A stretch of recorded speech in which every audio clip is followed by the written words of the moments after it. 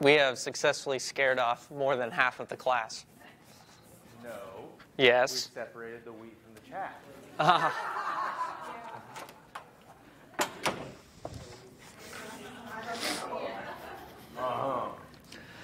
It is. All taking professional days with the teachers.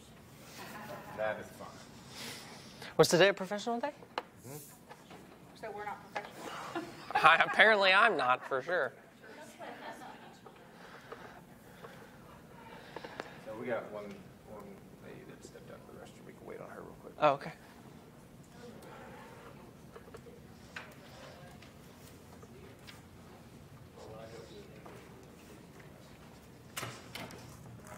This is falling all over the place.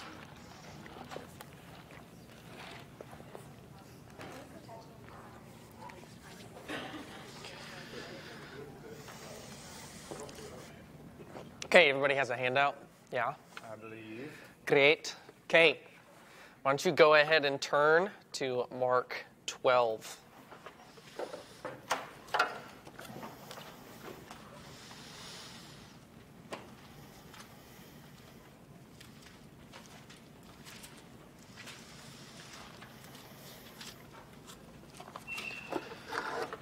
I'll admit I had a bias against Mark's gospel. Probably up until about 4 years ago or so. Mark just didn't seem like he really added anything to the table. If you know anything about the relationship between the Synoptic Gospels, Mark's material is 95% covered in Matthew and in Luke. And in Matthew's alone, it's 95% covered. So 95% of what Mark has to say is already in Matthew. And then I realized that I had no idea how to read Mark, and that Mark is probably now my favorite gospel. And that just seems to be how it goes sometimes. So we're looking at chapter 12, verse 35 through 37. If you don't know where we're at, I'm not going to give you the context because you're going to figure that out together. Remember, we're looking at the person of Jesus. So we are trying to figure out who this Jesus is. Last week we talked about what it means that Jesus is the Word and that He was in the beginning, and all that John was trying to get us to think about and to understand about the nature of this person that we see develop throughout his gospel. And that's exactly what all of the authors of the Gospels are doing. They're trying to communicate who this character is in the same way that any other author of any other narrative would try to get you to understand their characters. So within normal narratives or normal novels, they have to explain that by doing different things, by showing backstory and by doing all this kind of stuff. But with the Gospels, because we're talking about a fundamentally different thing, we use subtext or backtext to be able to lay out the depth of these ideas. This is one of my favorite instances in Jesus' ministry. I think he's absolutely brilliant in these moments. We're going to read this together. And then in your groups, I want you to summarize 2 texts before, and I laid it out, and then 2 texts after. And then we'll talk about that together. So here's the text for today. We're talking about who Jesus is. Verse 35. And as Jesus taught in the temple, he said, "How can the scribes say that the Christ is the son of David? David himself in the Holy Spirit declared, 'The Lord said to my Lord, sit at my right hand until I put your enemies under your feet.' David himself calls him Lord. So how is he then his son?" And then it says, "And the great throng heard him gladly." Is right. This is a theological brain teaser. He's talking to those who would have understood the Psalms. These people, the scribes and the Pharisees, would have absolutely understood exactly what they believed about this text. And what Jesus is pointing out is, I'm not sure you're thinking all the way through what you think you think. Like, I'm not sure that just because you can say what the words are means that you know what the words mean. Or in this, what the words imply. And he has them think that through. And what I love about this verse and this section particularly is that in all 3 of the Gospels, where in Matthew, Mark, and Luke, in all 3 of them, when it talks about this, it never gives an answer. It never records what they were supposed to say. It never records their response. It never records another follow-up question. It just drops this idea there and says, here, think about that, and then walks away. and moves on throughout the rest of the narrative, which is so Mark. Like, that's how Mark ends his gospel. And they were afraid. You're like, oh, I didn't know that's how the gospel ended. But it's because it's supposed to get you to think beyond what the words are actually there. So go ahead and take a look. Use the sections I gave you. I gave them to you specifically because this whole section is so connected. Mark is brilliant in how he puts these ideas together. So I think we have 4 groups. So why don't you summarize the first section, which I have is Mark 12, 1 through 27. Okay? And then can you guys do 28 through 34? And then you guys in the back, can you do 12, 38 through 44? And then you guys get the great joy of 13, 1 through 37. Which I spent 3 years studying that text. 3 years of Bible college. So you get 3 minutes. Good luck with that. We'll give you guys as much time as you need. I'm going to be on your team. I'm going to go for the 13. Okay. Mark 28. The Greek command.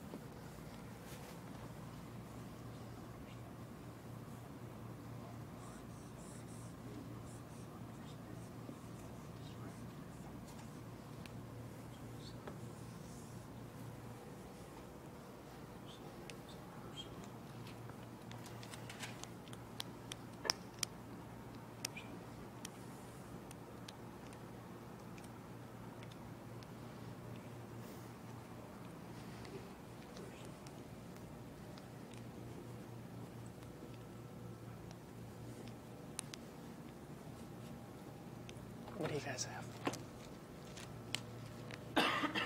What do you guys have so far? What did you put? Be obedient, not for God, not for praises. Okay. Yeah. What did you have? True devotion to God requires caring for the poor. Okay. What did you have? You got a lot going on. Those who pretended to know it all or have it all were being condemned, but those who actually do righteousness from their heart are blessed. That's good. Do you have something like that? Yeah. Yeah. Yep. How's it coming? got some ideas.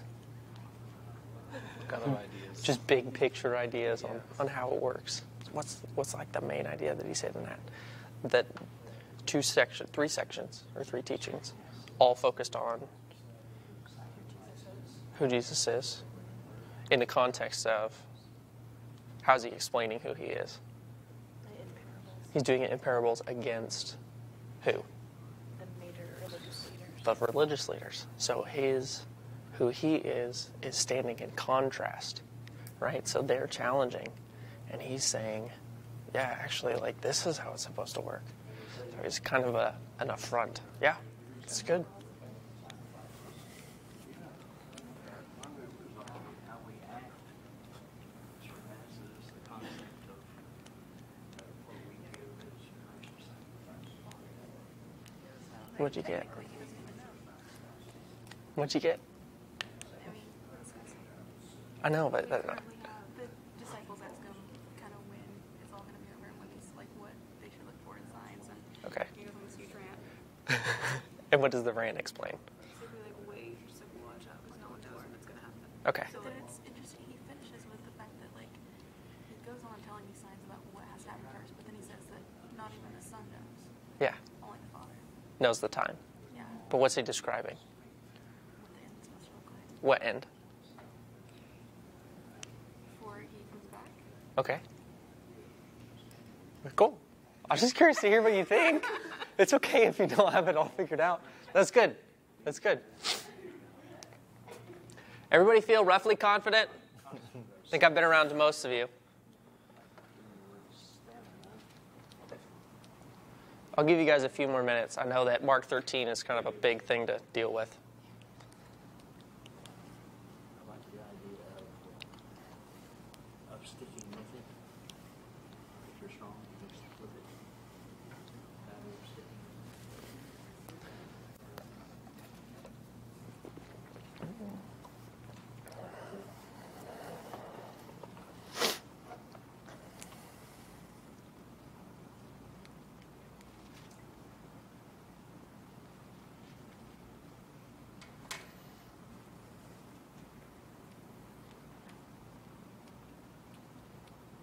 One, in understanding. Two, express it. And three, stay with it. Understand. God. Understand He is our God. There is no other. So that's our understanding. It's really just speaking to the love of God, isn't it? Huh? Speaking to the love God with all your heart. It says first in 38, it says, let's see, 28. Okay. First is the understanding that the most important to hear, O Israel, that the Lord our God, the Lord is one. If we understand that the Lord is one, He's the only one. Therefore, we are going to love Him. There's only one, and we love Him. And we behave in a certain way, and we stick with it based on our strength. Right. So there's two commandments there. Love God. Yes. Well, Okay, it looks like you guys are roughly, you're thinking through it. So I really want to talk about Ezekiel 34, but I don't think I should yet. But before we do this, this is probably, since last week we started with John 1, so we didn't have any real precedent to go back. We just kind of had a few passages afterwards. Help us see what value this like this exercise that we've just done has. And Yeah. Especially in understanding this Lord said to my Lord bit. What is going back to the beginning of 12 and all the way to the end of 13 do for this passage? I would argue, and we could go back a little bit further, 12 is an extension of an already conversation that starts at 11. If you notice, we want to take the Gospels, or whatever section we're looking at, and we want to make sure that we understand the section in light of the whole of the book. So for example, if we just ran to Psalm 110, as you'll see in this section specifically, the themes that are going on around this text, which is why we're going to go 2 sections before and 2 sections after, is because our text lies in the middle. If we just take our middle text, we become guilty of cherry-picking our opinions, what we think works, right?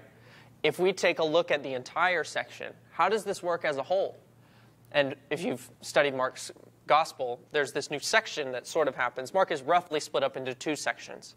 So right in around chapter 8, Peter makes a great confession, and then all of a sudden Jesus does the face turn kind of thing that he does in Luke. But in Mark, he's like, okay, and now you need to understand, I am the Messiah, but I'm going to a cross. And so when we get to chapter 11, you have this expectation of this Messiah who's going to be a king, but has also said that he needs to die. And we haven't resolved that tension in the story yet. We haven't figured that out and how that's going to play out. And so when we get to chapter 11, when he comes in, he is immediately faced with what is the main thread of this section, which is religious and systemic opposition. It is totally saturated in the watchmen or the shepherds of Israel completely failing in their original intention. That's what this section's about. And so the way that this will fit in, I can explain this a little bit more when we get there, but as we start walking through and we understand what happens in this first section, and then we explain the necessity of the second and how this actually is the hinge, I believe, is the hinge of these sections. So therefore, if we understand this correctly, we actually get to now exegete this properly. And so by doing what we're doing here, we're grabbing the whole context. We're not just going, I like this verse, and I'm just going to pull it out. Does that make sense? And I think it's also worth noting that sections 1, 2, and 3, and then with our passage here in the middle where Psalm 110, are relatively clear when it comes to interpretation.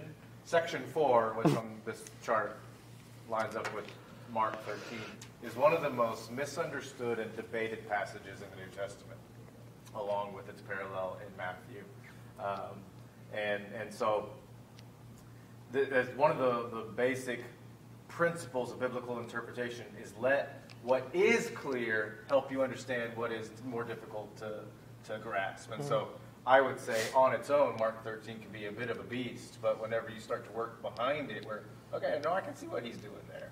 And the Psalm 110 business really helps me kind of get a picture of, oh, okay, well, that really, at least, it might not help me get to the answer of what Matthew or Mark 13 means, but it removes some options from the table, when we deal with the clear passages.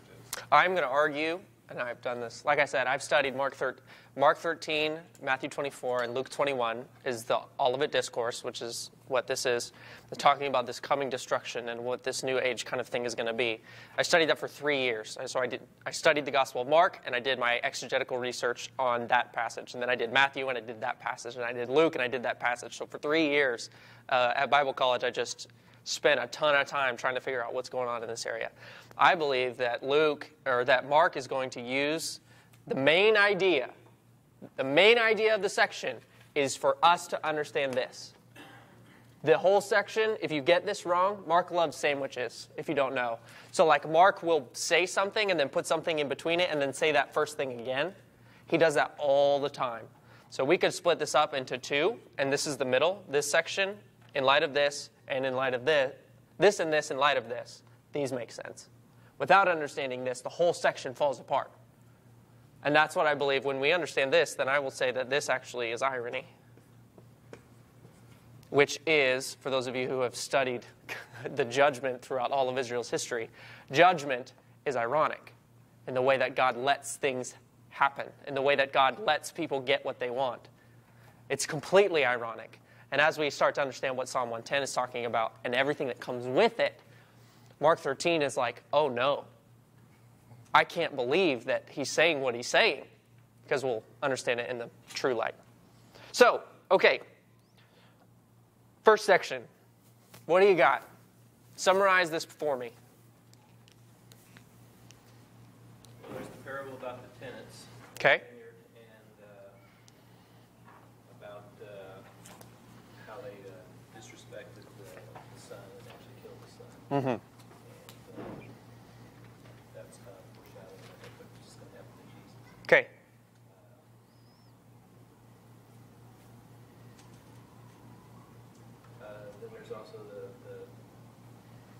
question about the taxes paying, taxes to Caesar versus, I assume it's versus not paying them because Yeah. it's not godly or whatever. Mhm. And I think what you take from that is give Caesar what is Caesar's. Yep. So Mhm. it's just sort of, it's not, Caesar's not God. It's, these coins are his, give them to him. Mm-hmm. As far as the last section, I guess he's just correcting the thinking of the Sadducees about the resurrection, because they put out that scenario Mhm. of the wife having multiple husbands, and he sort of kind of guides them through that and kind of corrects their understanding. Mm-hmm. So to summarize this whole section, what are some things we might say? In light of the fact that he's correcting the Pharisees and explaining true Isaiah 5, which is the parable of the vineyard idea. He's truly explaining what actually happens with God's vineyard. He inserts himself into the story. And then you have this idea of the Pharisees and the religious leaders kind of as a conglomerate. They come up to him and they say, should we pay taxes to Caesar? Not because they're really wanting to know, should we pay taxes to Caesar, because I'm personally convicted of it, but because they're trying to trap him into saying something that will either way, get him in trouble. He's either in trouble with the crowds, if he says, yes, you should pay taxes to Caesar, because then they're like, well, I thought we were going to be our own kingdom. Kingdoms don't pay taxes to other kingdoms unless they're in subjugation. And so the people get upset. And if he says, no, don't pay taxes to Caesar, then you can charge him with insurrection and put him on a cross. So they've literally came up with the best question. And Jesus says, whose image, whose icon is on the coin? And they say, Caesar. And so he says, okay, this is Caesar? Okay, then you should give that to Caesar. And then the implication is give what has God's image to God. So the reverse of the statement is, then you also, because you have the image of God, give yourself to God. Devote the things that are to Caesar, give it away, it doesn't matter. But what belongs to God, you better give to God, which they weren't doing. And then with this resurrection thing, this scenario is nonsense. It's nonsense. And they think they've got it, because they're like, oh yeah, we understand how this works. So 3 scenarios opposing religious leaders. So what's happening?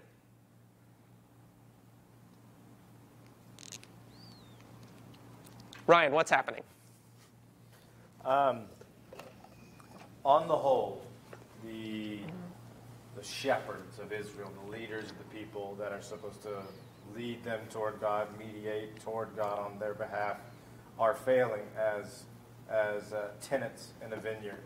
In each of these sections, it's quite clear that God's authority is being shirked at every turn. He is the landowner. He is the one that owns all things. So even over and above Caesar, I mean, even Jesus' answer is a bit scandalous. And you're talking about the most powerful man in the world. And it's a little bit of a Jewish lesser to greater scenario. Well, give Caesar his pennies and give God his gold is kind of the contrast that's being drawn there. And in terms of the resurrection, it's saying that as the leaders who are supposed to care for this flock, you have no idea who this being is you're supposed to be representing to the masses.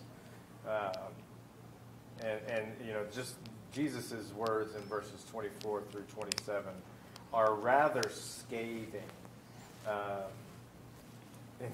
Have you not read the book of Moses is an incredible insult to the experts in the book of Moses. You know? It'd be like walking up to Jim Johnson after a sermon. Have you ever even read the Bible?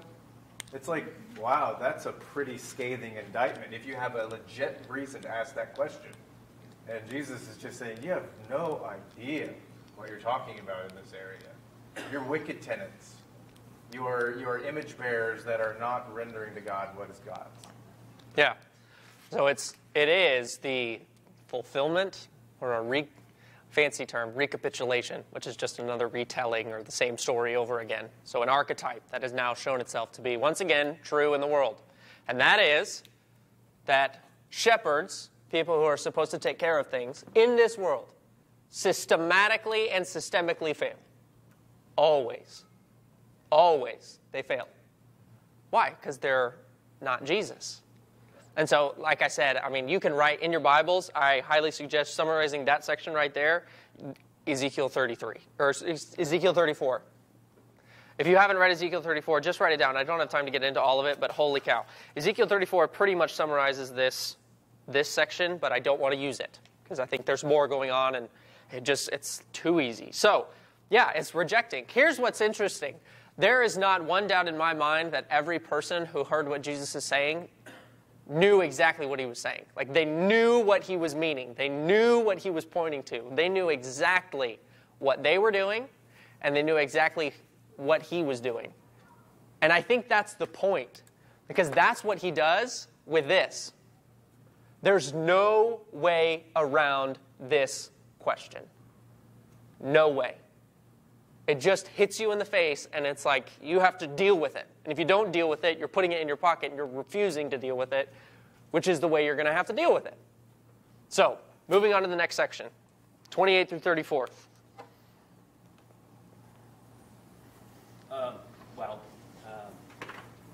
We saw quote the obvious. Okay. That the Lord is God, and that there is only one, and moreover,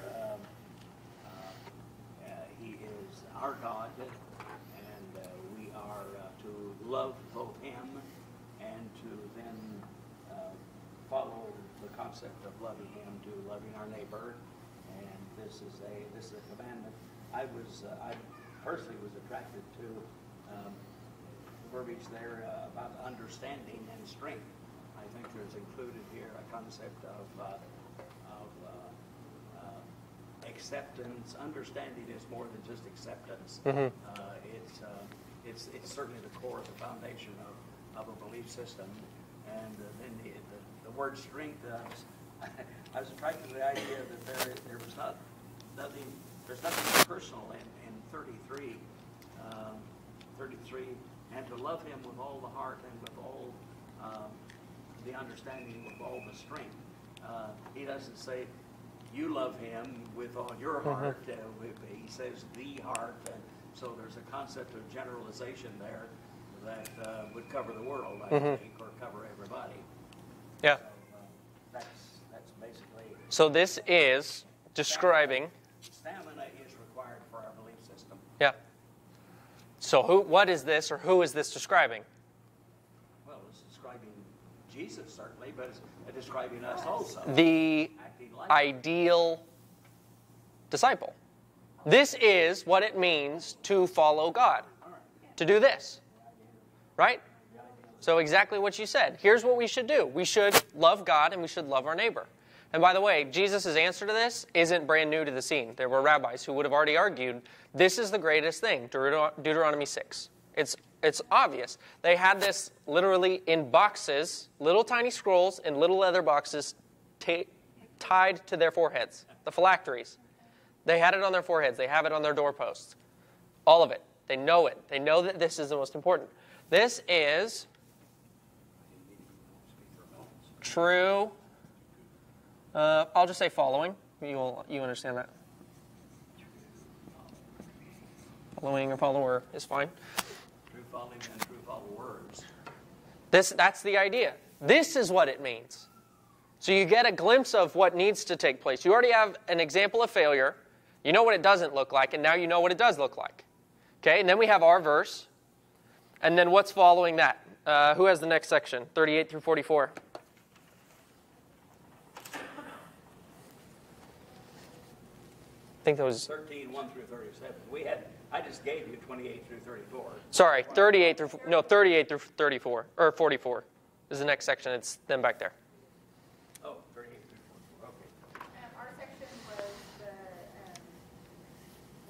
warning about the scribes and their pretending to be something that they're not. Mm-hmm. And then it also included the story of the widow's mite. Okay. Why? Why? Yeah. Why is there a widow in this area? They actually described it in the warning about the scribes, those who devour And then here's this widow who only had 2 coins left to her name. Actually showing true devotion. Jews love doing this. They do wordplay all the time. So they'll have a sentence like what you read. Beware the scribes who walk around in their long robes and like greetings in the marketplaces and have the best seats in the synagogues and the places of honor at the feast, who devour widows' houses and for a pretense make long prayers. They will receive the greater condemnation. Oh, and speaking of widows, and he sat down opposite the treasury and watched the people putting money in the offering. Many rich people put in large sums, but a poor widow. They do that. They play word games. Oh, widow, you know what that reminds me of? The story of when the widow was there and she gave all that she had.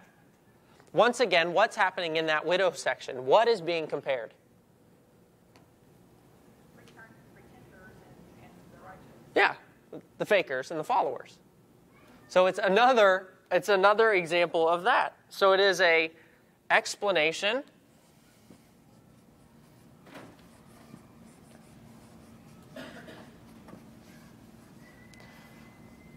It's an explanation of 1 and 2. Okay. Mark 13. Tell me what's going on. And Ryan might be able to help put some of the flesh on this. So to the best of your ability, I don't expect you to be crazy Bible scholars, but just tell me what's going on. As broad a strokes as you can possibly paint. The disciples are asking Christ how are they to know when he is returning and when the end times are coming. Okay? There's much stuff. Okay. Where are they? Setting-wise? Mount of Olives, looking down at the temple. And where were they before that? Verse 1? Yeah, like they were in the temple and they came out of it. Okay, what prompted what prompted the disciples to ask the question that you said? They were looking at the temple, they were admiring it. Okay. And they say, man, look at these big stones. So what is Jesus' response? It's gonna come down. This is all going to come down. Okay? So, Ryan, I don't know how much study you've done on Mark 13, but do you want to take a whack at some of the big structural things that are going on, just talk about that a little bit, and I'll come in at the end and kind of add my little flavor or whatever? Well, first of all, it's important to realize when the language shifts in the story. So this is one big narrative, right? But when Jesus starts to speak here, particularly in verse 7, when you hear of wars, rumors of wars, do not be alarmed, must take place, but the end's not yet, for nation will rise against nation, kingdom against kingdom, earthquakes, famines, birth pains. You jump down and the language gets even more wild. Brother will deliver brother over to death. Now, this isn't in part a literal description, but it is intentionally intense and graphic. And then I think, and so women are pregnant, they're nursing, pray it doesn't happen in winter, there's tribulation, and in verse 24, in those days after that tribulation, the sun will be darkened and the moon will not give its light. This is what's known as apocalyptic language. And so apocalyptic language is intentionally very figurative.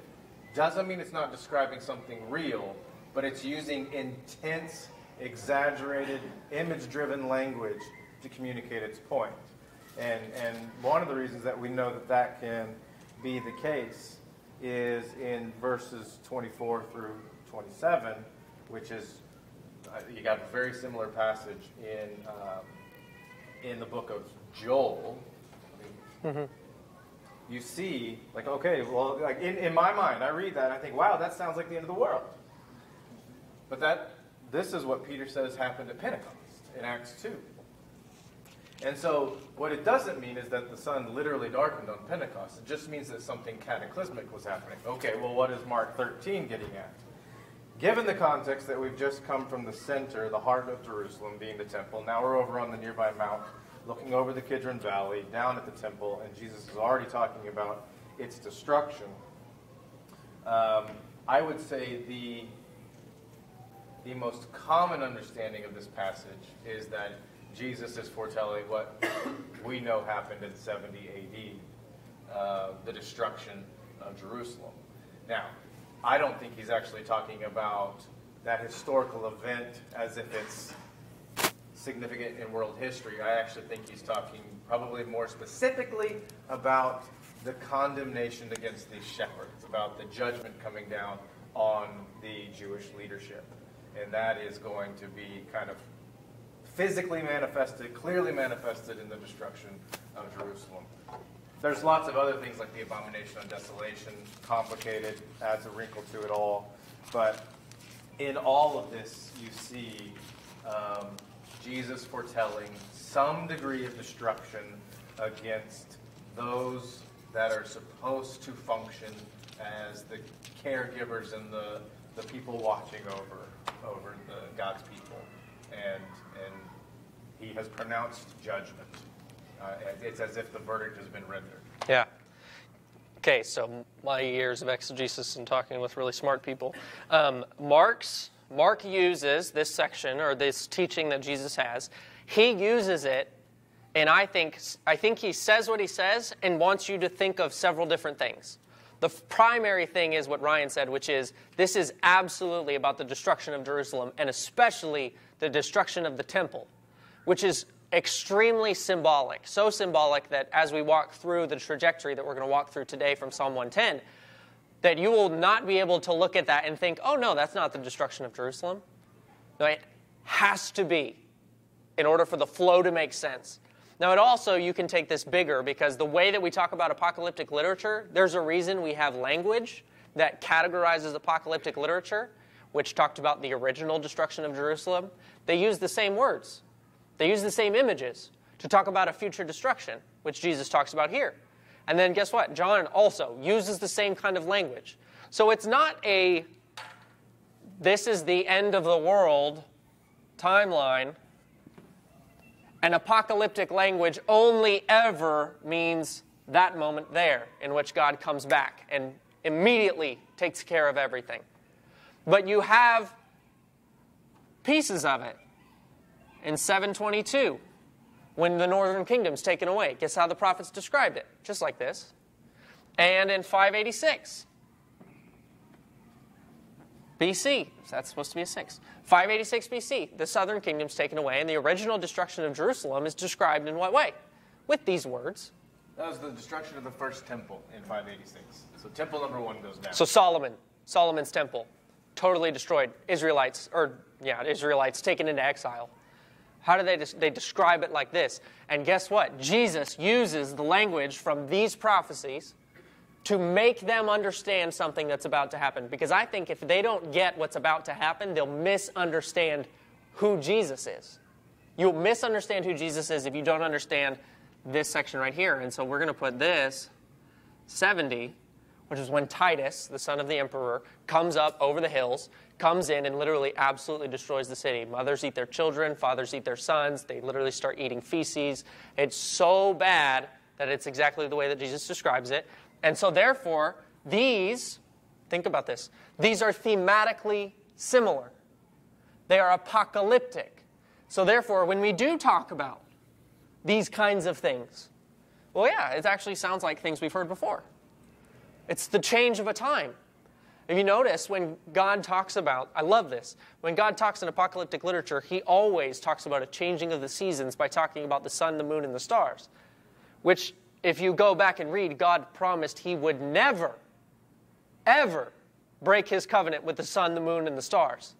When Noah comes off of the ark, God says, I will not change the seasons, ever. That's his promise. We'll see that in a text later today in Jeremiah 33. If I will change my covenant with the day and with the night, then you can take my covenant away from David. But you cannot touch my covenant with David if I do not break my covenant with the day and with the night. And yet, how does he talk about these events? As if they are time-shattering. That the sun will not give its light. That the moon will shine like blood. And that the stars will be swept away. He's talking about a change of a season. This is a new time in history. This is an alteration of everything you ever know. That's how they're talking about it. And so it's the destruction of Jerusalem that he's foretelling. You can see that clearly in Luke 21, telling the same story. He says, "But when you see Jerusalem surrounded by armies, then know that its desolation, which is its destruction, has come near. Then let those who are in Judea flee to the mountains, and let those who are inside the city depart," which happened in real life. The disciples and everybody who was in Jerusalem who were Christians, they all left the city and took a bunch of people with them. So then it continues on. He says, "For these are days of vengeance, to fulfill what was written. Alas for women who are pregnant and for nursing in those days. For there will be great distress upon the earth and wrath against this people."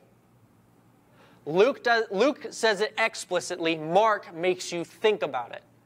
So as we're going to walk through this idea, how does he use Psalm 110 in order to get us to tie this whole thing together? What is God going to do with these failure people who are supposed to take care of the people?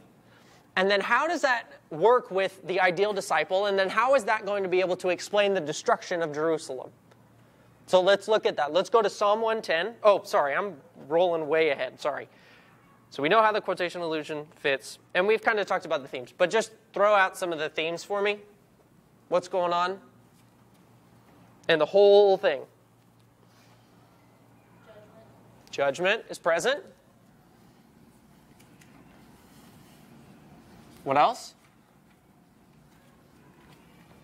Give ownership on Okay. God's behalf and a delegated authority Okay. that hasn't gone well so far. Ownership. What do you mean by ownership? Can you explain that for a second? Well, he is the landowner. He is the one that owns Okay. the image bearer. So there's a sovereignty in that ownership, and then What was the other word you said? a delegated authority. Like Okay. he has tenants that are supposed Okay. to be doing his work. He has shepherds that are supposed to be doing his work, and that's a big theme as he enters into the new age with the new covenant Yep. people. That there is an authority that comes to those that bear the Spirit of God. Yeah. I think that'll be enough for what we're going to run through, okay? So, we understand that. We're on that. Okay, let's go to Psalm 110.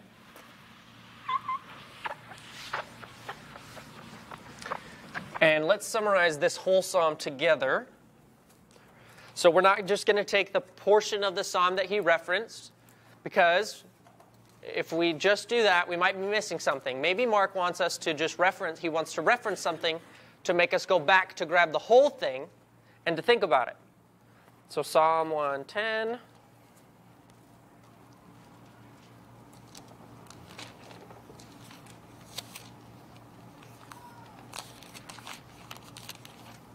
Do you see anything in this quote there, Mark? His Lord said, "My forever right hand, until I put your enemies under your feet." Is he alluding at all to who the enemies really are? Oh, yes.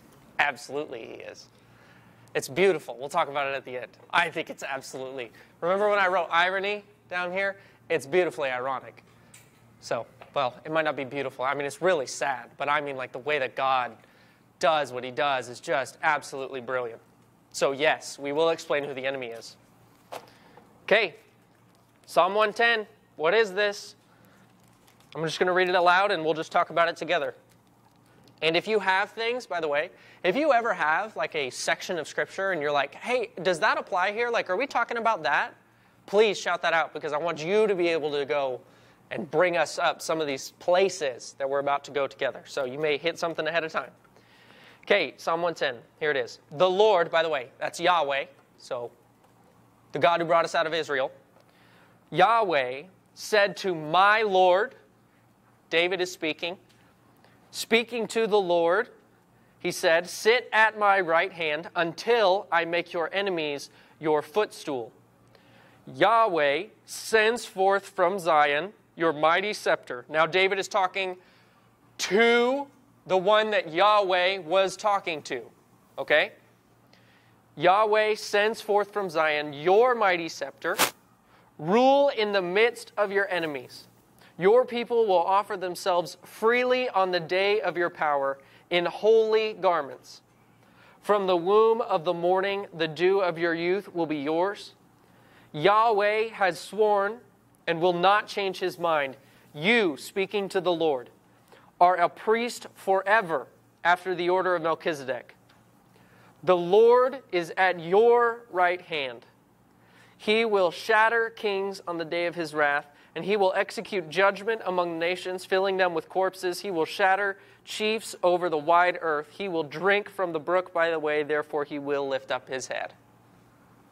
What's going on? It sounds like the relationship between the Father, God, and the Son. Okay.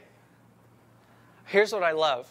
How do you know that this is that? Like, how do you know that this is talking about God's relationship with this other being? So many of the phrases sound like other places in the scripture where it's describing Jesus. Okay. Describing God the Father. Okay. Yeah, no, I mean, you're right. I love hearing why we know what we know. So, okay, what's going on?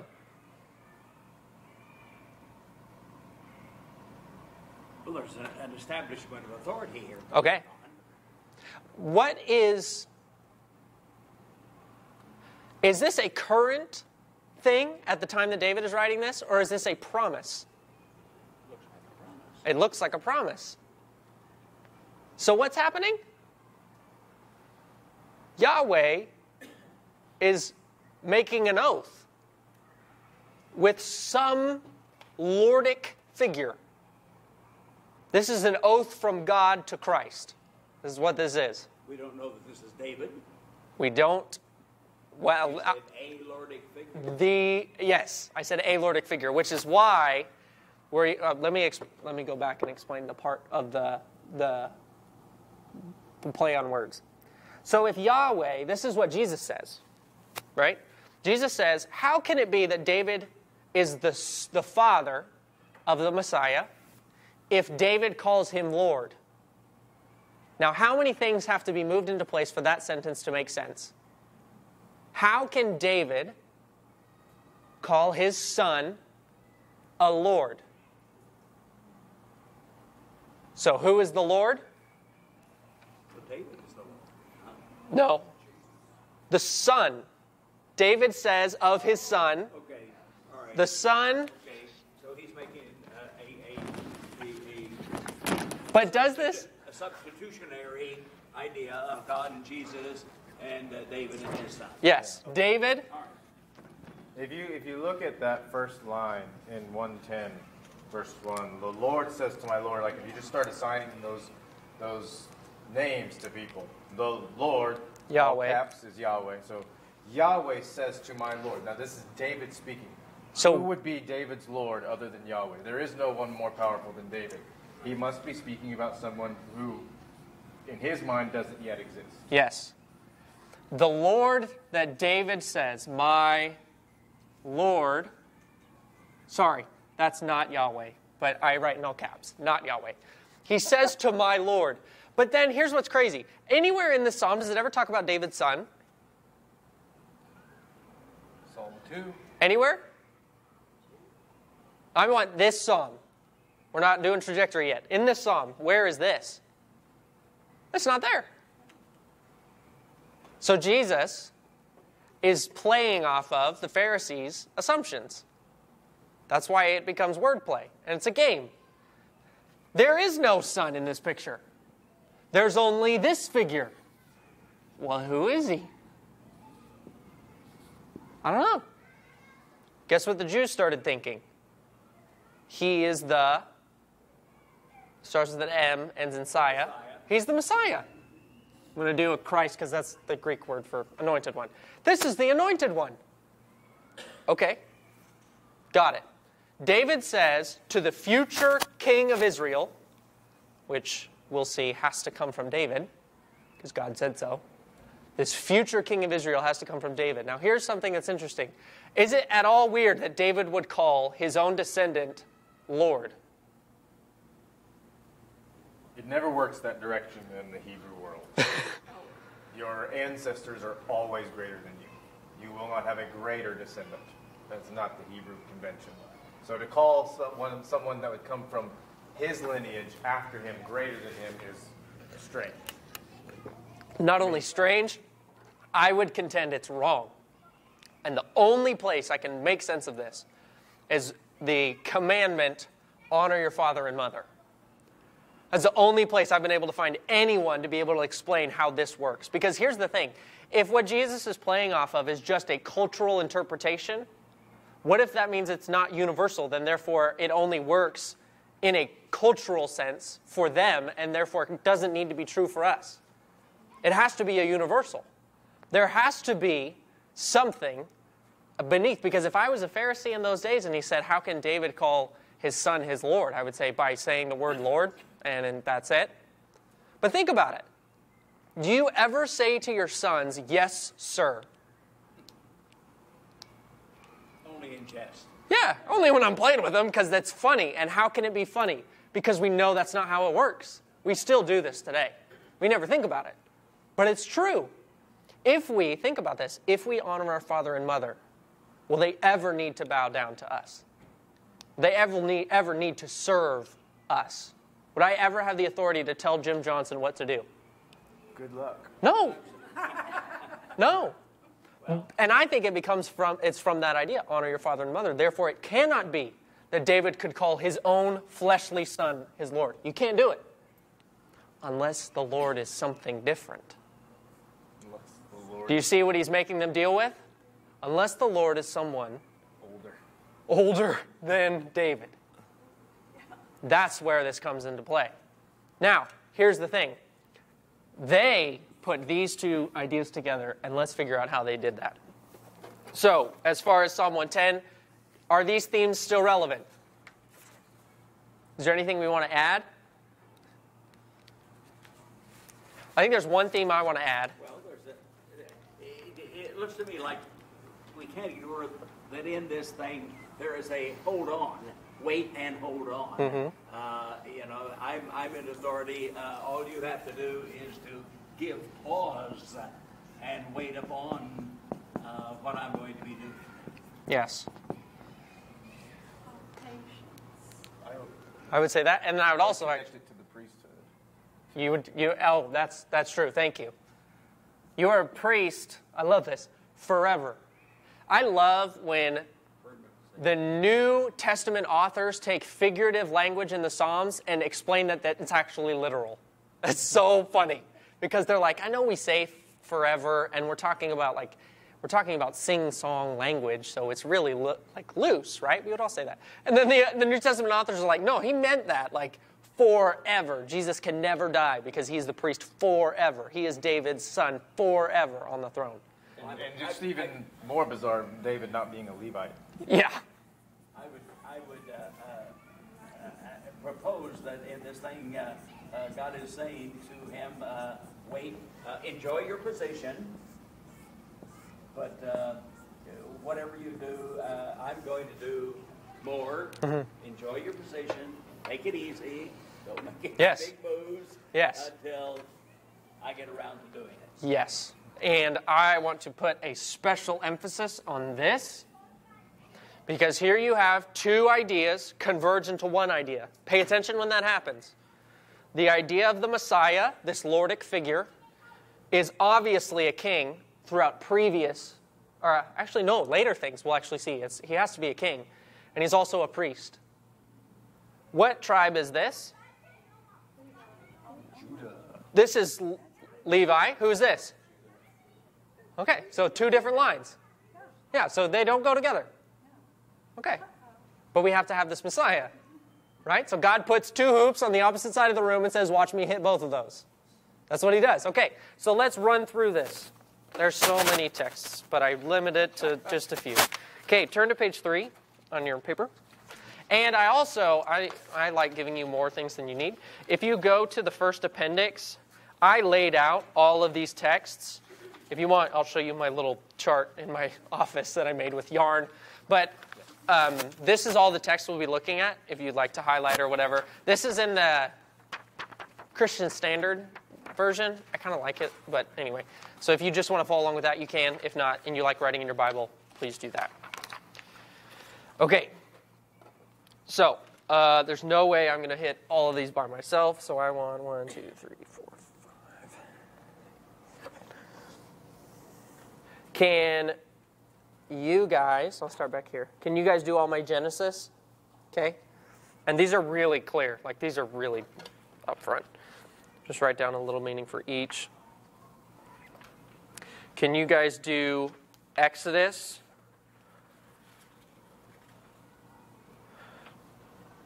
And, oh, I changed my mind. I want to do my bold ones. I'm going to do bold. So can you guys do the first 3 of Genesis? You guys, the first 3. You guys can do the rest of Genesis. Can you guys do Exodus to, I want you to do Exodus and 1 Samuel. 1 Samuel's huge. And then I want you guys to do Isaiah 14 and Hosea 13. You see those? Is that relatively clear? Ryan and I are going to hit the bold ones. So the way I've broken this down, the bold sections are the most clear, most obvious, all agreed upon pieces of this thread. And I have you going back and looking at some of these other ideas because this is like a net that we're going to drag across the Testaments, and we're going to see what we can catch as these words that belong to different promises, like there are words that belong to Abraham that are actually going to be used to talk about David, and we're going to talk about how that combination of using Abraham language with David converges promises. So, go do what you're doing. We're doing all this out of Appendix 1? You don't have to. No. It's just it's all laid out for you there, so you don't have to turn if you don't want to. So if it's easier for you to just write out on the paper, here's what this is about, here's what this is about, so you don't have to turn in your Bibles so much. You can even just make it as easy as underlining key words. Yeah. So it doesn't have to be. You want this table to do Exodus, you say? The last 4 sections on the first page. Okay. And Exodus. No, we're in Genesis. Okay, we're doing the last. Next table, just the first 3, we're doing the last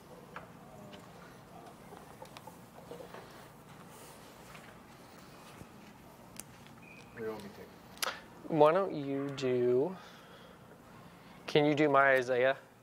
You do all the Isaiah. I'll do 2 Samuel 7, Psalm 2, Daniel 7, and Jeremiah 33. Got it.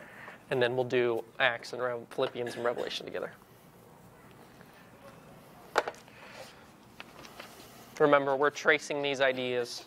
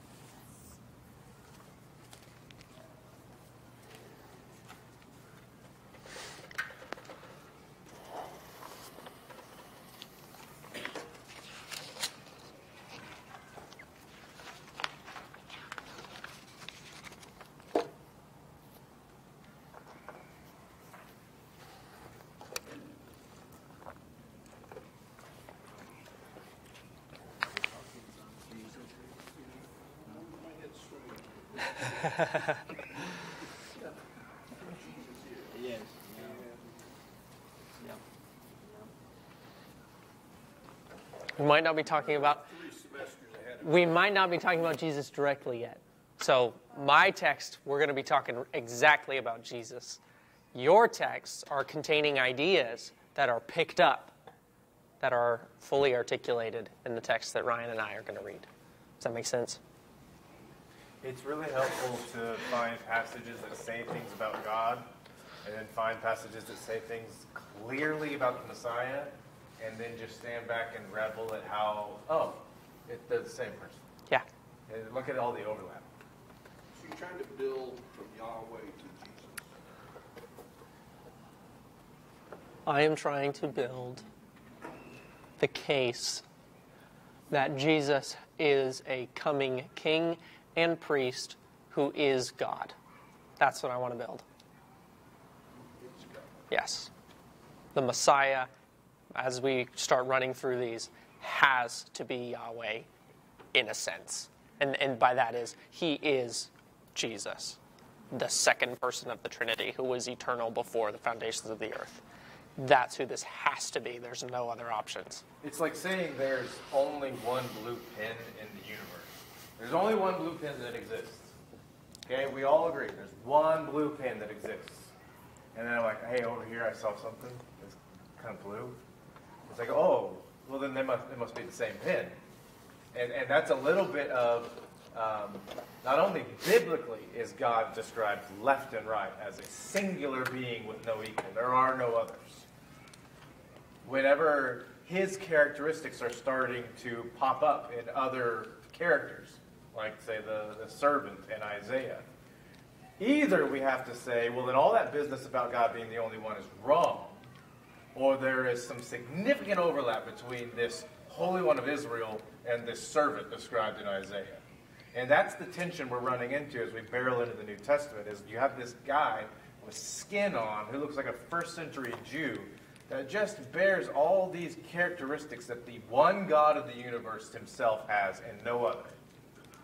And he keeps saying things that only the God of the universe would have any business saying. And people are worshiping him, and then in the end you're left to conclude either Jesus is God or the God you always thought existed doesn't exist because there's now two of them. That's the overwhelming evidence of the Scriptures. And the overwhelming evidence, I would say, of the historical record is that either Jesus is God or God doesn't exist. Because he sure acted and sounded and behaved like God. So how does that fit with the Father and Son concept? It is a bajillion miles deep, the Trinity. There are three fundamental ideas about the Trinity that we know for sure. There is one God. Jesus, the Son, the Holy Spirit, and the Father are all God, but the Son is not the Spirit, and the Spirit is not the Father, and the Father is not the Son. Those are the three things we know without a doubt. But you just said there's only one blue pen. Yeah, there is only one blue pen. So you're saying there's only one God? Yes. And Jesus is God, and the Spirit is God, and the Father is God. Well, in John, it says in the beginning, let us. Who's us? Well, I mean, we can have a lengthy discussion after class because this is going to really derail us. But okay. And it's not the point that he's working on. But I'd love to talk about it. No, it's important, and the good news is we'll have fun. We'll all leave very convinced believers, and we won't have an answer. So we'll talk about it after class a little bit. Okay, first section. Why don't you guys throw some things at me? What's going on?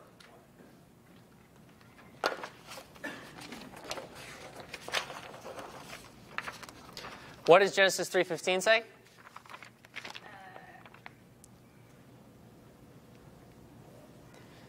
There are two promises. Did you say two promises? There are two promises. What are they?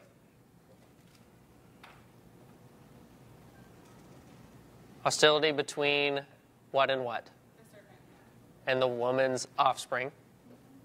It's kind of, oh, there it is, yeah. The woman and her offspring. And what's the other promise? That he'll bruise your head and you shall bruise his heel. Yes. So, serpent, Conflict will yeah. ensue. Serpent, you're going to strike his heel. And person, you're going to stomp his head. That's the idea. Okay? Just let that sit there. I'm not going to explain it. Okay. What's the next section? What's Genesis 12, 1 through 3? It's God's telling Abram that he's going to make him a great nation. Ah! We have the Abraham covenant. He promises you will have a nation. Okay? I'm going to exaggerate some language here. I will make you into a great nation. I will bless you, and I will make your name great, and you will be a blessing. And I will bless those who bless you, and I will curse those who curse you. And all the people of the earth will be blessed through you. That's a promise. That's a lot of promises, like 4 or 5 promises. You'll be a nation. First of all, this guy had no children. He was literally about to disappear up on the face of the earth. He was about to be nobody. And God said, out of you, I'm going to make a nation. So what happens in Genesis 15? So we have the promise of a nation. He said that his offspring is going to be numbered higher than the mountain stars. Okay, hold on to those words. He goes on. God does this with Abraham like 4 times. He goes out and re-articulates the covenant again and the promises again. And each of them is a little bit different, but it's all the same promise. So you're going to be a nation, and he exaggerates it. He says your offspring will be that numerous. Okay, so going to be a nation, and there's going to be many of us. Okay, got it. Keep going. Genesis 17.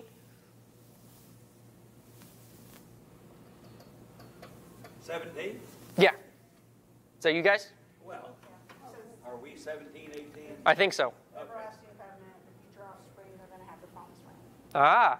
Now I want to pull out one idea. So now we have this nation, and if we're a nation, we need people, which we've been promised, and we're going to need a place in which we get. Also pay attention. He says, I will keep my covenant between you and me and your future offspring with their generations. So he's promising it's going to be with you and your generations as an everlasting covenant between you and me and between the God of your offspring after you. Well, now it's not just a covenant. It's an everlasting covenant. This will never end. Okay? Keep going. Next, 18. All the nations of the earth will be blessed through you. Ooh. Gets bigger. Now we know that, he's not just going to be a kind of blessing. Every nation on the planet will be blessed through this guy. Powerful. Yes. So keep going. What's the next one? Well, that's kind of scary. Because you have to ask the question here, in light of historical evidence, things are going to be blessed. The stars and the sky, and your blessing is going to possess the gates of your enemies. And if we're talking about the Jewish people, none of that has happened. Yes. Why? Because, and all the nations of the earth will be blessed by your offspring because you have obeyed my command. They didn't obey his command. So therefore, maybe offspring doesn't mean what we think it means. Maybe offspring doesn't mean your descendants. Maybe offspring means your descendant who obeys my commands. Descendants in the context of believers. No, the descendant as in the context of Jesus. Offspring. Now, Paul does this. That's the only reason I'm going to do it. Paul says he wasn't talking about the Jews because the Jews failed. He had to have been talking about a single person. Must have been Christ. It's hidden. We never would have understood that if Paul wouldn't have gone, hey, by the way, he promised to Abraham that all the nations of the earth will be blessed by your offspring because they've obeyed my command. But we never see Israel obey the command. Therefore, it's unfulfilled until If the offspring is Jesus, it came about in, quote, spite of. Exactly. the failure. Exactly. Now, what's the piece of that I want to bring up is, and your offspring will possess the gates of their enemies. What is that? It's victory. That's authority. You're going to possess the gates of your enemies. It's yours. All the nations. This is yours. Everyone who hates you. So it's a re-articulation of the chapter 12. Okay, next. 49, I think. Yes. Okay. Well, this Judah is a young lion, my son, and all of those kind of things, and he's a strong fellow. What's the promise?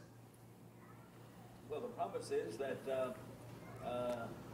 We'll have The scepter, or i.e. the covenant, is going to stay with him. The scepter will not depart from Judah, or the staff from between his feet, until he whose right it is comes, and the obedience of the peoples belongs to him. It's whoever's going to be able to do this. And that is also significant because it would be a striking thing if you're blessing your sons as Jacob was, and you give the fourth born the right to be the king over everybody else. That's because the first three got disqualified, by the way. And I didn't turn the page. Yeah, that's okay. Turn the page. So we know now what's been added. He's going to possess the gates of his enemies. He's going to be this numerous nation. Someone is going to fulfill what God has commanded. This offspring person, or they always thought it was the Jews, but it became Jesus when we realized the Jews couldn't do it. Okay? Judah, always going to have the scepter. He's going to be the one who the kings come from. The scepter will never depart. Keep going. Actually, that's really the end of that. The rest of that talks about how good looking he is. Okay. Well, Judah's a tribe. Yes. Judah is I'm feeling this is an individual. Mm-hmm. Okay, are we keeping it? Is he going to return? Judah is eventually going to. They're eventually going to. They're going to obey. In the original context? There's also a tribe of Judah. That's what I'm talking about. In the original context, what's he talking about? Is that what you're asking? No, yeah. So Jacob is blessing his sons. And so first three sons, you guys are crap. You're not going to get anything. You're not going to do well. You're going to serve your brothers. Judah becomes the new firstborn based on the gifts or the blessing. So they inherit the covenant promises that Abraham gave to Isaac, that gave to Jacob. Jacob gives them to Judah. Yes. You will be a line of kings. So he's talking about in the future, you guys are going to be kings of the earth. The scepter will never depart. That was the kingly line after Saul. After Saul was a Benjamite, and then David, stump of Jesse, is the first Judean king, and the rightful heir to the throne would have, from that point forward, been either a descendant directly of David or a fellow Judean. Does that make sense? So we've now narrowed the line. The kings must come from Judah. We're narrowing our scope of who these things can come through. So it was this wide, and it's getting smaller. See how this is working? We're narrowing and narrowing and narrowing and narrowing this down. This person, this king, must come from Judah. So let's see how that plays out in Israel's history. So Exodus, those of you who had Exodus.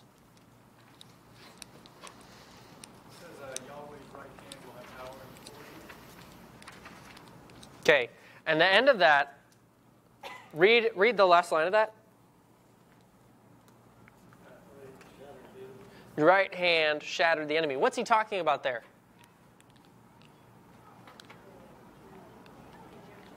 Egyptians. This is a song of Moses. Pay attention to the songs in the Exodus story. Pay attention to the songs all the time, but especially in the Exodus story. Moses says, God, your right hand is the one who has shattered our enemies. Meaning, your right hand has provided us salvation, and you alone have shattered the enemy. Pay attention to that. Hold on to that idea. Okay, keep going. 1 Samuel 8. What happens? Just tell me the narrative. It's. People are asking for a king. Ah. To be like other nations. To me, the critical part is that you have rejected me as their king. Yes. Here, go ahead. They're doing the same thing to you that they have done to me. Mm-hmm. They have abandoned me and worshiping other gods. Israel was never meant to have a king. Who was supposed to be their king? God. The one who led them out of Egypt. I will be your king.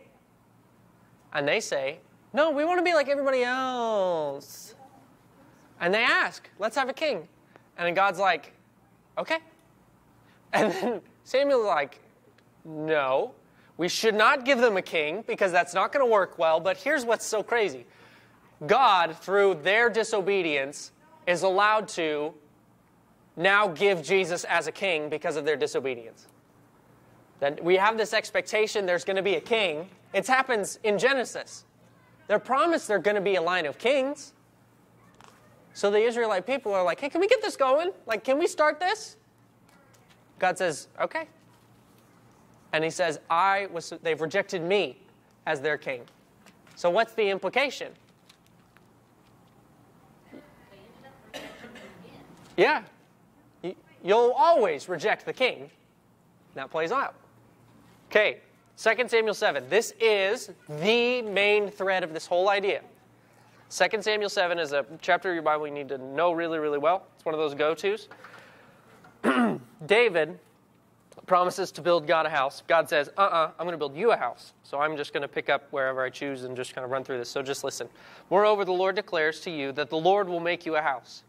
When your days are fulfilled and you lie down with your fathers, I will raise up your offspring after you, who shall come from your body, and who will establish his kingdom, and he shall build a house for my name, and I will establish the throne of his kingdom forever. And I will be to him like a father, and he shall be to me like a son.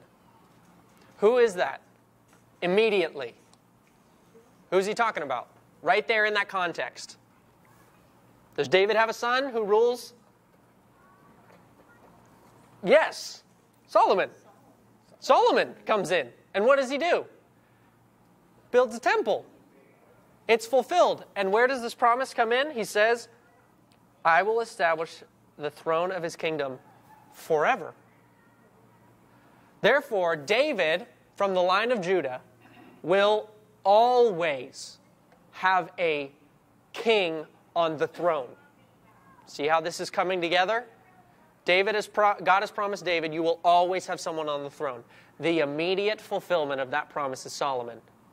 But Solomon is a shadow of the true archetype who is Christ, who builds God a house, because he is the temple of the living God, who fulfills the promises by being on the throne forever because he is eternal. This is where the promise begins. The Jews read this and saw a future king. They saw Solomon, and they also expected a future king from this text. So then I'm going to go to Psalm 2. Here's how they talk about it. This is an inauguration psalm. When a king comes, or when Solomon came in, they wrote this as he was pronounced king. It says, why do the nations rage and the people plot in vain? The kings of the earth set themselves, and the rulers take counsel together against the Lord and against his anointed, saying, let us burst their bonds apart and cast away their cords from us. He who sits in the heavens laughs. The Lord holds them in derision. Then he will speak to them in his wrath and terrify them in his fury, saying, as for me, I have set my king on Zion, my holy hill. I will tell of the decree. The Lord said to me, you are my son. Today I have begotten you. Ask of me, and I will make the nations your heritage, which is a fulfillment of which promise? The promise to Abraham. And the ends of the earth your possession, which is a fulfillment of the promise to Abraham. You shall break them with a rod of iron. Where have we seen that before? Genesis. That he's going to break them with a rod of iron and dash them in pieces like a potter's vessel. Now therefore, and he gives a commanding for those who are going to be the rulers of the earth. Serve the Lord with fear and rejoice and trembling. Kiss the Son, lest he be angry with you and perish in your way, for his wrath is quickly kindled. Blessed are those who take refuge in him. Here's what that psalmist is talking about. The king, big picture, the king who sits on the throne underneath the line of David. This was for Solomon. And yet it's more than just Solomon, because they use this when they inaugurate kings. It has an anticipation within the way that they actually used it. And so this is a promise again. This is how this king is going to work. He's going to have the rod of iron, which means he's going to be strong. Okay? So I want to click these. So 2 Samuel, we have the promise of a king. And it's going to be eternal. Forever. Right? In Psalm 2, what did we see? A king. And what will he be like? Victory. Nation. All right? And using similar language. Okay. Ryan, can you do Isaiah for us? Yeah. Since we are basically out of time, I'll fly through them, and then you can Yeah, tie it up. I'll tie this up. So in Isaiah 15, you have that there shall come forth from the shoot of the stump of Jesse. So that's the tribe of Judah. This is a ruler who will bear fruit. This is going to be in contrast to bad kings. You have this person being described as having the Spirit of the Lord, the Spirit of wisdom, Spirit of counsel, Spirit of knowledge. This person is described as a righteous judge and one who will be faithful.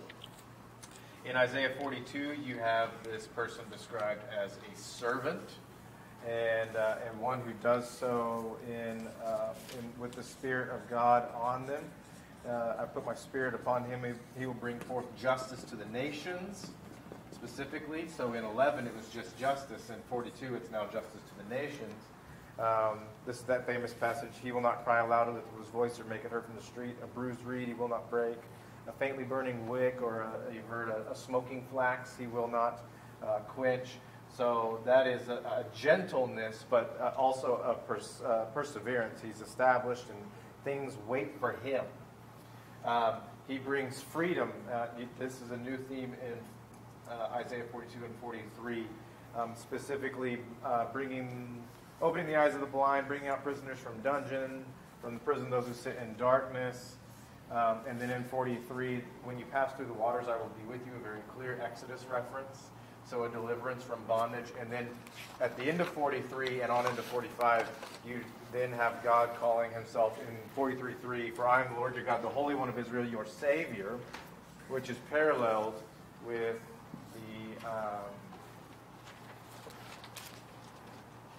with what he says later on in 43, I'm the Lord your God, your Holy One, the Creator of Israel, your King. So King and Savior are now put together in parallels as if they're the same person. And in 45, you have turn to me and be saved, all the ends of the earth. So there's salvation for the nations. I am God. The words that I've sworn out of my mouth have gone out in righteousness. And to me, every knee shall bow, every tongue shall swear allegiance. So if you have Philippians 2 firing off your brain, and every knee shall bow, and every tongue shall confess. That's happening for a reason. So that is connecting all of these things to variously God or the servant, and interpretation as to who the servant is varies over time, but it becomes clear in Jesus that it is both Jesus/God. Okay, I'm going to have to tie this up. I'm so sorry we're taking so much of your time. Okay, Daniel 7, you have to go back and read it. I'm just going to run over the ideas. Daniel 7 is this prophetic vision of this one like a son of man, and Yahweh gives the Son of Man all authority, dominion, and power, and glory. By the way, God the Father always says, I share my glory with no one. So then how can this be? How can you share your glory with this person? Therefore, he must be a messianic figure. And Jews all interpreted that as a future king. All of them. Why? Because it sounds kingly, and it has a lot of victory and authority. And he's given the nations. So these are the main ideas. This is one of the biggest messianic expectations. So if you want to think, I wonder what the Jews were thinking, always this, actually. Always this. This is their paradigm. And Jeremiah 33 is a really fun one. Jeremiah 33 comes right after the section where God promises a new covenant. And actually in Jeremiah 33, you have the uniting of the kingship and the priesthood. God promises the same promise he gave to Abraham, which I will bless you, and I will increase your number to be the sands of the seashore. God says that about the line of David and the line of Levi. So now, the promise that was to Abraham about these plethora of descendants now has to be true about Judah and Levi. Well, how can that be? And I'm just going to give you a heads up. Go to Revelation. He says, I have made you a kingdom of our kingdom. What is it? It's a clear reference saying that through Jesus Christ, everyone's actually part of the kingship and the Levites. Therefore, Abraham's promise in the original context is fulfilled in Jesus because the Judaic line and the Levitical line are united in the person of Jesus. Therefore, every Christian is a king and a priest. So that's kind of how it talks about this. Here it is. So Revelation chapter 1 says, to him who loves us and has freed us from our sins by his blood and made us a kingdom and priests to our God and Father forever. To him be glory and dominion forever and ever. Amen. So therefore this... Is it Revelation 1? Revelation 1. It's in your packet. So Jeremiah puts these two things together. By the way, Psalm 110 puts these two things together too. Here's what's happening. I wish I could explain more of this. Psalm 110 hits almost all of these. This one's a mystery. We'll get into that next week. And then there's this thread. Here's what I want you to pick up. Consistently, I know we're not going to get to yours, but in Hosea it says God is the only one who saves. And yet this messianic figure is going to save. He must be God. God is the only one who can live forever, but there's this promise of this kingship forever, and we don't see it fulfilled in Israel. That's because Christ is the king. He will reign forever. And so God has to fulfill that role. And there are these priests, but they don't do what they need to do, and they become wicked servants. Well, that's because Jesus is the only priest forever. And it goes on and on and on and on. Jesus is given all authority. And you see that Philippians 2. It's just everywhere.